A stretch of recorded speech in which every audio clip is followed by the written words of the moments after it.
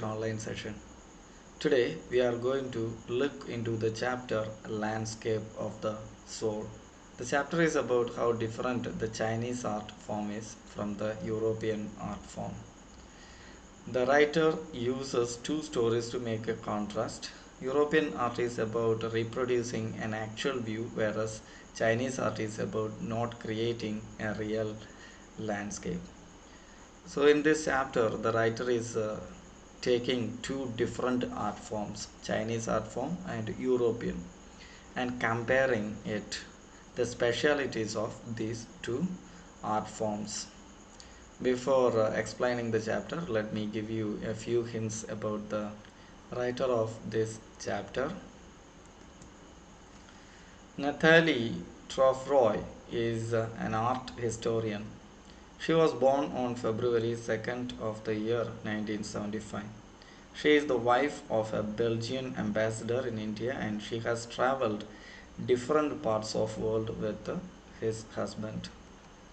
Recently, she and her friend Agnes Montanari translated William Dalrymple's masterpiece on Delhi city of jinns in pictures.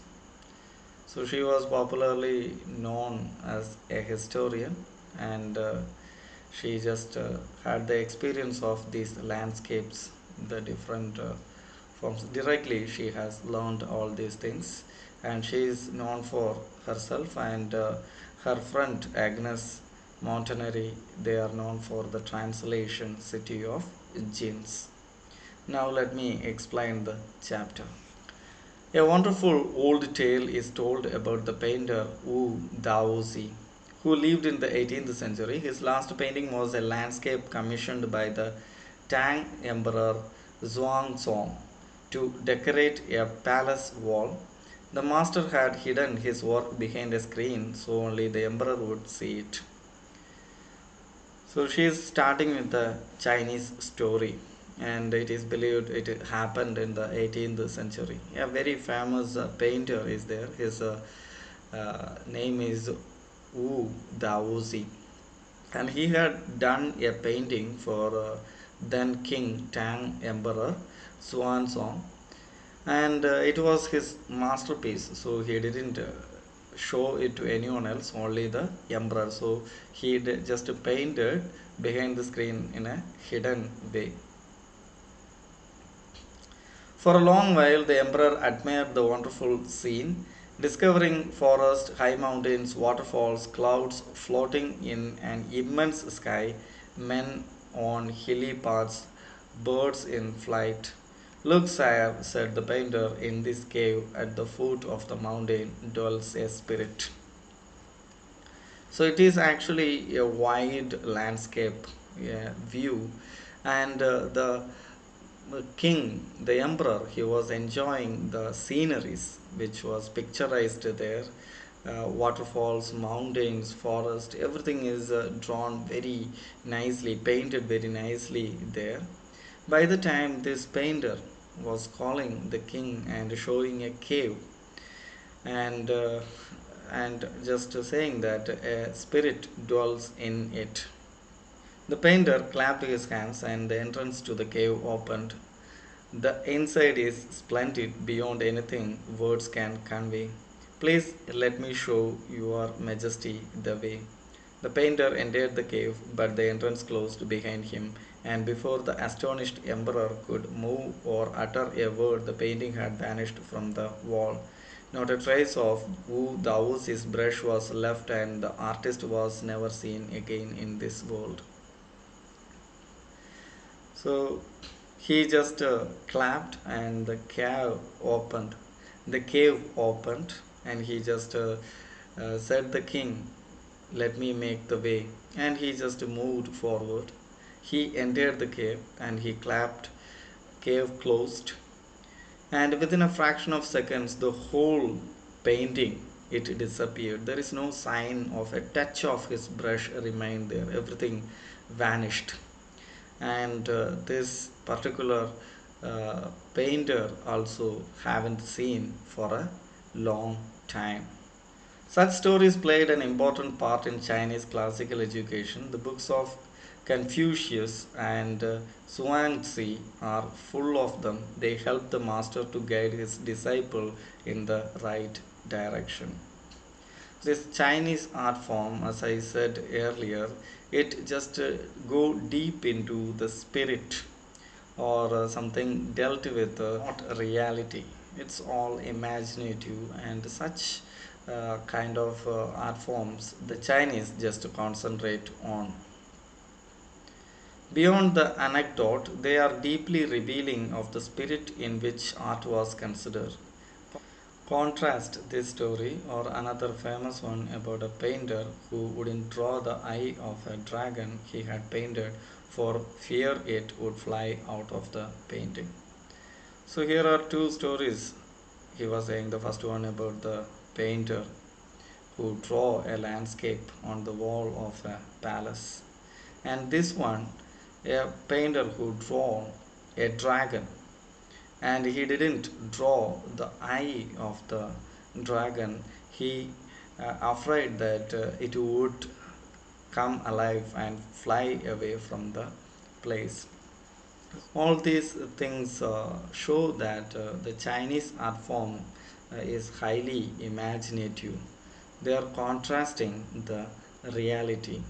Now, in the next part, the writer was giving some stories that gives an idea about what kind of art form these Europeans followed. With an old story from my native Flanders that I find most representative of Western painting. In 15th century, Antwerp, a master blacksmith called Quentin Metsays fell in love with a painter's daughter. The father would not accept a son-in-law in such a profession. So Quentin sneaked into the painter's studio and painted a fly on his latest panel with such delicate realism that the master tried to swat it away before he realized what had happened. So another story, just giving an example of European art forms. So in a place called Antwerp, a blacksmith, his name is Quentin Metzis. He just loved the daughter of a painter. Because he was a blacksmith, the painter didn't allow or didn't accept him as his son-in-law. So he just wanted to prove himself. He is skillful. He just came into just uh, without the permission of the painter. He got into the room, and the newest panel. He just draw a painting of a fly, and this particular painter could not believe that is a painting. He thought that it was real and even tried to crush it, the fly, crush it or hit it. Then he realized it is not a real fly. So, this story, the narrator trying to contrast that the Europeans they give more importance to realism, no exaggeration. Chinese art forms are highly imaginative, but the European art forms are most close to realism. Quentin was immediately admitted as an apprentice into his studio. He married his beloved and went on to become one of the most famous painters of his age. So finally, the painter accepted this boy. He was a good painter, a skillful person, and accepted him, let him marry his daughter, and this boy became a famous painter of his time. These two stories illustrate what each form of art is trying to achieve. A perfect illusionistic likeness. Illusionistic likeness means an illusion created which resembles something. Some kind of an illusion created resembles, giving the similarity of something. Illusionistic likeness in Europe, the essence of inner life and spirit in Asia. So in Europe, it is illusionistic likeness, giving the exact similarity or resemblance of something. They give more importance to create something exactly or with a high similarity. On the other hand, the Asian or Chinese art form, they give more importance to inner life in a philosophical, something related to spirit or inner life. Such thoughts they give more important. You cannot easily understand such paintings. In the Chinese story, the emperor commissions a painting and appreciates its outer appearance, but the artist reveals to him the true meaning of his work. The emperor may rule over the territory he has conquered, but only the artist knows the way within. So, in the Chinese art, the painter only knew what exactly the true beauty of that painting. The people who look on that painting only see the outer beauty, like the emperor saw the mountain forest, but only the painter knew the exact beauty of that painting. Let me show the way the Dao, a word that means both the path or the method and the mysterious work of the universe. The painting is gone, but the artist has reached his goal beyond any material appearance. So he was just try to show this king, this emperor, what exactly the art. He showed something. The art form is not merely materialistic. It is beyond material.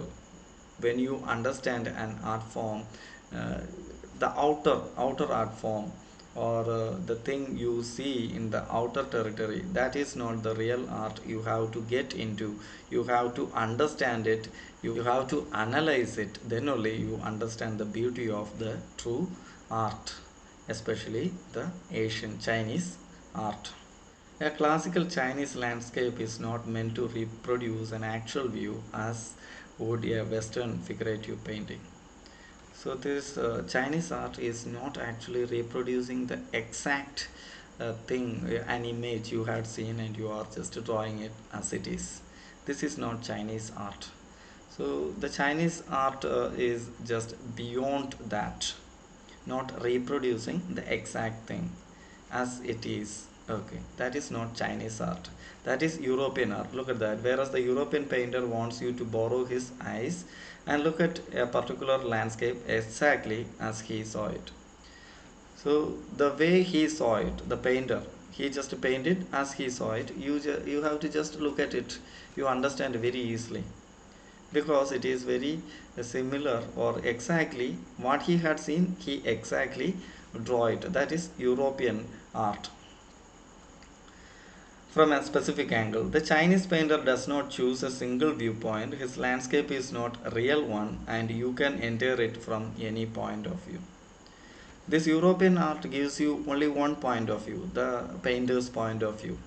But the Chinese art form, it differs according to the person looking at it. You can start from anywhere.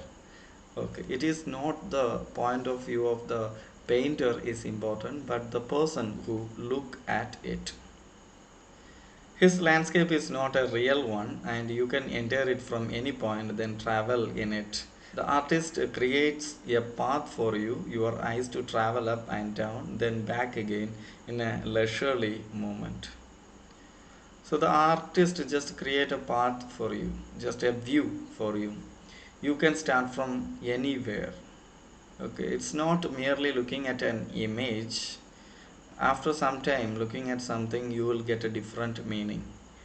So it's more philosophical. The Chinese art is more philosophical. So you can start from anywhere.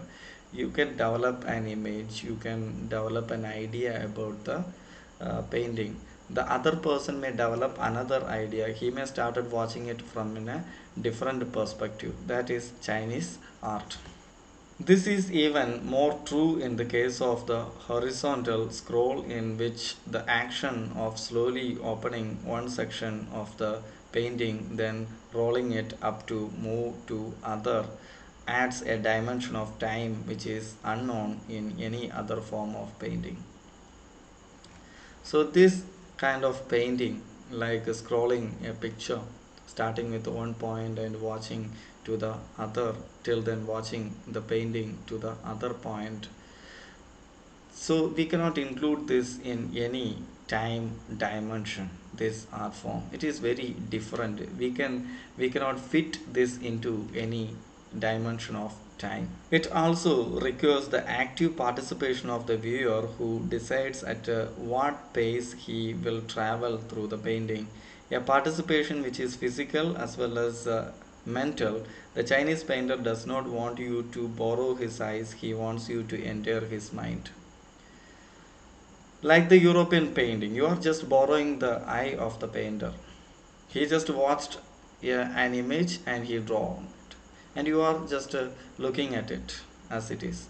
But if you wanted to understand the painting of the Chinese art form, you have to enter in the mind of the painter. You have to understand the imagination of the painter. Then only you can completely understand the painting. This concept is expressed as a shan shui, literally mountain water, which used together represent the word landscape. So these two words, look at that, mountain, water, used together to create a landscape. More than two elements of an image, this represents two complementary poles. So these two complementary poles, the mountain and the water, bringing it together to create a landscape. This reflecting the Taoist view of universe. The Taoist view of universe means different elements, they are existing harmoniously. The mountain is young, reaching vertically towards heaven, stable, warm, and dry in the sun.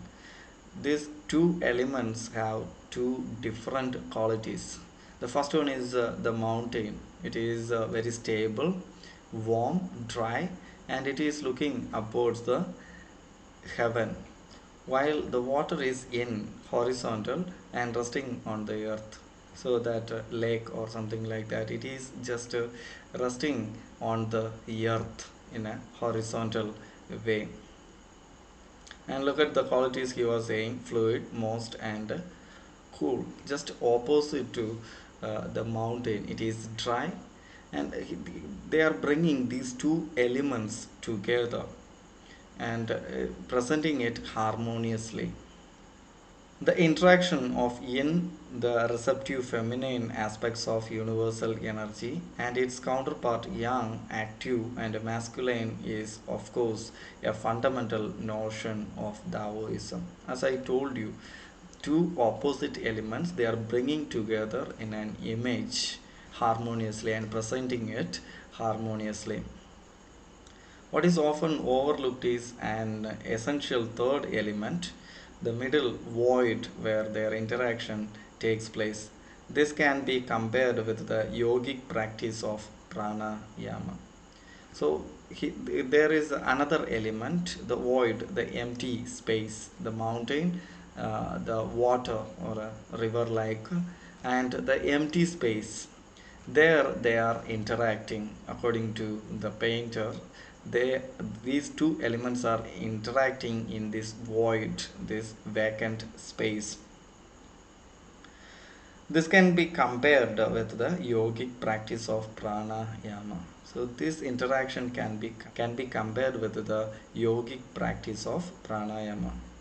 Breathe in, breathe out, like rising and falling, and this happens in this empty space, in this void.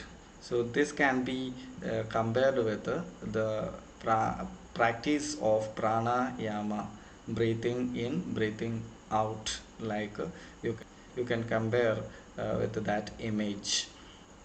The middle void is essential, nothing can happen without it.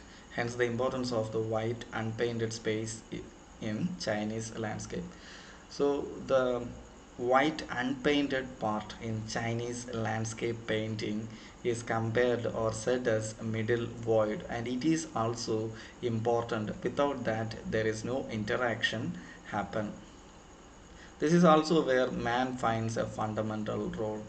Here, between heaven and earth, the mountain that can be the element of heaven, and this earth, the water that can be the element of earth. In between that space, the man has a fundamental role. The man playing a fundamental role in this empty space between that. In that space between heaven and earth, he becomes the conduit of communication between both poles of universe. So man became a channel or a tube, like a communication device between these two poles, two extremes.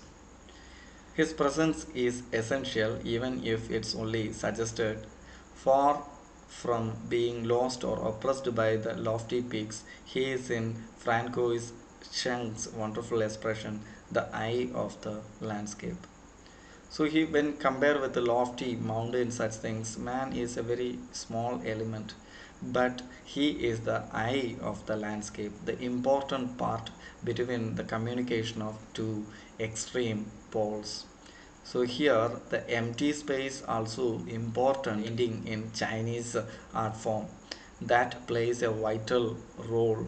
The two extreme elements just having a communication or just interacting in this empty space, and the man is playing a vital role in this painting. So here the writer trying to make us understand the differences of Chinese art form and also European. So the thing you have to understand that this European art forms, they just stick to realism, very close to realism, and the Chinese art form, they just stick to this high spiritual level of understanding of the world. Their painting is beyond the apparent realism. The thing we are watching, beyond that, they just include a lot of things in their paintings. Hope you understood the chapter. Just have a thorough reading, 1 or 2 times just read it. Don't forget to have a dictionary while reading. See you with another lesson in the next class. Till then, take care. Bye.